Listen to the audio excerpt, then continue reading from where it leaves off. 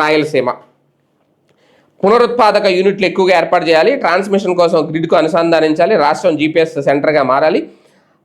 వ్యవసాయ ఉద్యాన ఆక్వా రంగాల్లో ఉప ఉత్పత్తుల యూనిట్లను ప్రోత్సహించాలి. క్వాంటమ్ వ్యాలీలో ప్రాజెక్టులు కార్యరూపం దాల్చాలి. గడువులోగా పర్యాటక ప్రాజెక్టులు పూర్తవ్వాలి.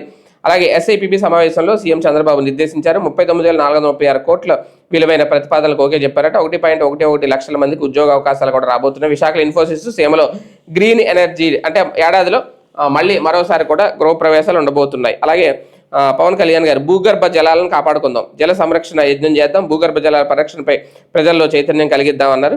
అలాగే హైకోర్టు యూకే కోర్టు వ్యాఖ్యలపై ఏపీ హైకోర్టు ఫైర్ అయింది. ఇది వలసవాద మనస్తత్వం అంటూ అవి భారతీయ కోర్టులను తక్కువ చేసేలా ఉన్నాయి. వలసవాద వారసత్వాన్ని భారత స్వతంత్ర న్యాయ వ్యవస్థపై రుద్దడాన్ని అనుమతించం.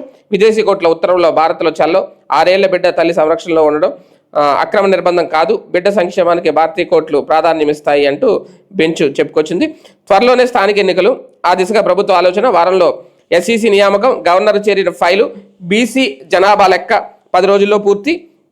మరిన్ని వివరాలతో అఫిడవిట్ వేస్తాం, విషయాలన్నీ పరిగణలోకి తీసుకోండి, తర్వాతే ఉత్తర్వులు జారీ చేయండి. హైకోర్టుకు ఏజీ దమ్మాలపాటి అయితే నివేదన. అలాగే దేవాదాయ శాఖ ఏసీ శాంతి అరెస్టును కూడా ఇక్కడ ప్రధానంగా హైలైట్ చేశారు. మరోవైపు ఈ రాత్రికి అంతం చేస్తాం, ఒక నాగరికత తుడిచిపెట్టుకుపోతోంది అంటూ ఇరాన్ మీద ట్రంప్ చేసిన వ్యాఖ్యలను కూడా ఇక్కడ ప్రధానంగా హైలైట్ చేశారు.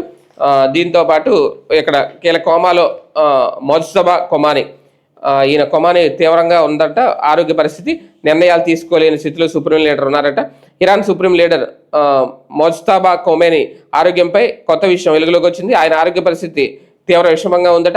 అపస్మారక స్థితిలో ఉన్న ఆయన ఇరాన్ నగరం కోమ్లోని ఆసుపత్రిలో చికిత్స పొందుతున్నట్లు అంతర్జాతీయ వార్తా సంస్థలు కథనాలు ప్రచురించాయి. అమెరికా ఇజ్రాయెల్ నిఘా వర్గాల సమాచారం మేరకు టైమ్స్ పత్రిక కథనం ప్రకారం 56 ఏళ్ల మొజ్తబా కొమేనీ ఆరోగ్యం చాలా విషమంగా ఉంది. పాలనాపరంగా ఆయన ఏ నిర్ణయం తీసుకునే పరిస్థితిలో లేరు. ఫిబ్రవరి 28న ఆయతుల్లా అలీ కొమేనీపై దాడి జరిగిన సమయంలోనే మొజ్తబా కూడా తీవ్రంగా గాయపడ్డారు. దీనివల్ల ఆయన దేశాన్ని ముందుకు నడిపే స్థితిలో లేరు. కోమ్లో చికిత్స పొందుతున్నారు. కాగా ఇరాన్ సుప్రీం లీడర్ ఎక్కడ ఉన్నారనేది యుద్ధం మొదలైన తర్వాత తొలిసారి ప్రపంచానికి తెలిసింది. ఎట్టకేలకు అమెరికా ఇజ్రాయెల్ నిఘా వర్గాలు మొజ్తబా ఆచూకీ కనుగొన్నాయి. కోమ్ నగరం టెహ్రాన్కు దక్షిణంగా 140 కిలోమీటర్ల దూరంలో ఉంటుంది. షియా ముస్లింలకు ఈ నగరం చాలా పవిత్రమైంది. ఇస్లామిక్ రిపబ్లిక్ మత రాజధానిగా ప్రసిద్ధికి ఎక్కింది. యుద్ధం తొలి రోజుల్లోనే మొజ్తబా కొమేనీ గాయపడ్డారని ఇరాన్ కూడా ధృవీకరించింది. మొత్తానికి ఇప్పుడు ఈయన కోమాలో ఉన్నారా?